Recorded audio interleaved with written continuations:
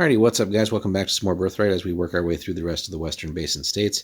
So today we're taking a look at the guilds. Again, we're done with the political realms.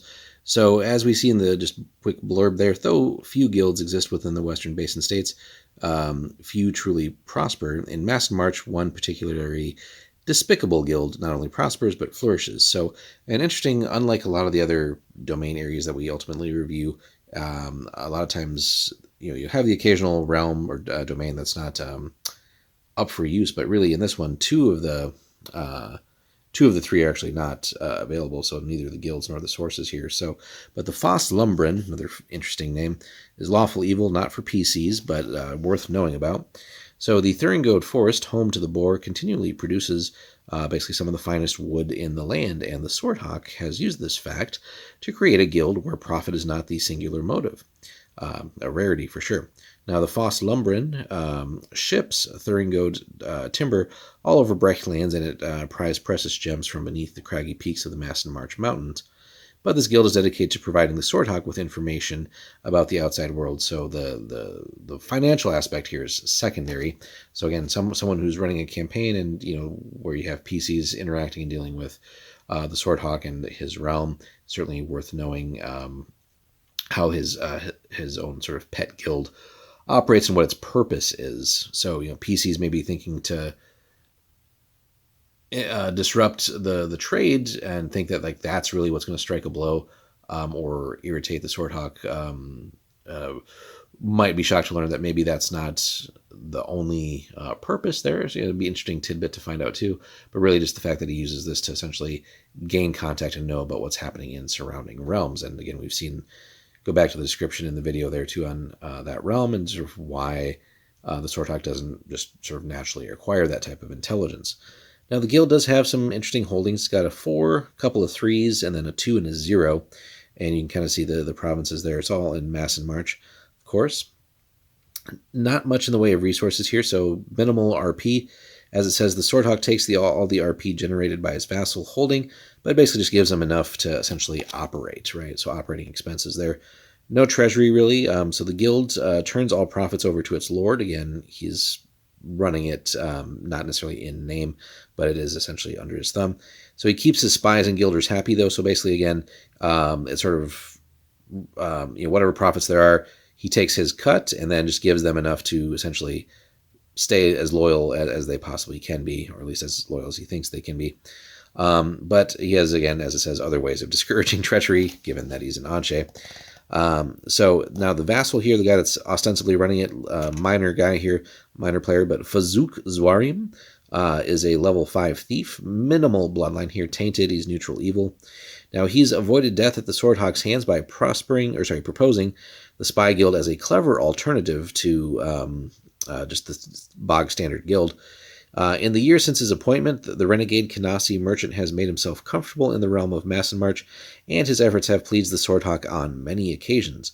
Now, of course, Fazuk knows he need displease his lord only once, and then his bloodline will enhance the Swordhawk's own.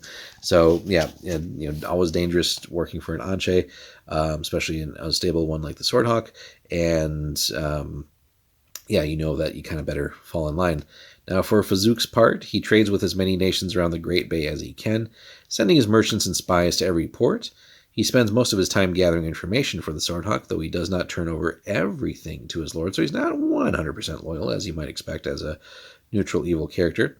So he doesn't turn over everything as he gets it, sometimes maybe timely or delaying information. So he wisely stores up that information for the time when his lord demands it too, though. So, if kind of nice to have maybe some additional positive news or worthwhile news that, if the Swordhawk looks like they're getting angry or displeased, like, oh, hey, by the way, here's what some more stuff we uncovered, kind of placate them, keep his head off the chopping block.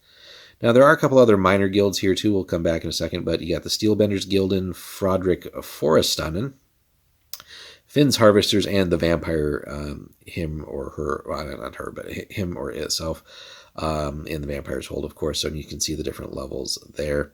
But, so it's just it's an interesting one to know about, right? So there's not necessarily going to be setting up shops in any other, or like actual, like, trading posts in other domains, so, advertising, hey, we're from Fosslumbren, and we're like the Swordhawks Merchant Guild or something along those lines, right?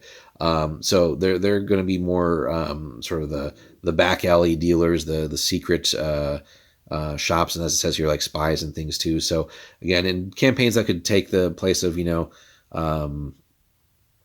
you're running the domain, you maybe you have reports of maybe spies infiltrating the realm, maybe in more official capacities in other domains, and maybe like critical intelligence is leaking. Maybe the PC's plans keep getting disrupted slightly.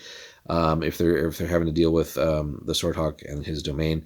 If your PC is just adventuring, right? Again, it could be that maybe they're getting tasked by rulers of these other domains to maybe uncover what's going on, or somehow they've encountered the spies and work to follow that to the source and make connections there. And if their goal is to maybe try and take down the Swordhawk, that could ultimately be sort of the connection into the realm in different ways. And maybe they could try to bribe perhaps Fazook here and maybe sway his loyalty a little bit. Maybe certainly he'd probably want a guarantee of being able to get away from the Swordhawk without any repercussions and stuff like that. So there's a lot of interesting ways that could work out into campaigns within the realms as well. So again, not for PC use, but definitely a DM should know about that and work on ways to sprinkle them across the brackish lands. It doesn't have to be just in the Basin States. You could spread their arms far and wide. A little occasional spy here and merchant doing some shady stuff there in other realms.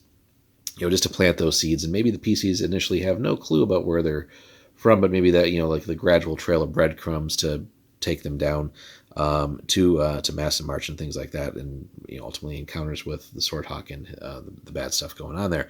So could be really something that starts off very slow but builds over time. Maybe maybe that's not even the initial focus of the campaign, but just enough breadcrumbs draw the PCs there to maybe ultimately work towards some sort of epic conclusion of dealing with the Swordhawk. But anyway, let us know your thoughts, guys, on how you would incorporate the Fosslumbren into your campaigns. If you have already, be sure to hit us up in the comments, like and subscribe, and we'll have more Birthright for you soon. Thanks for watching.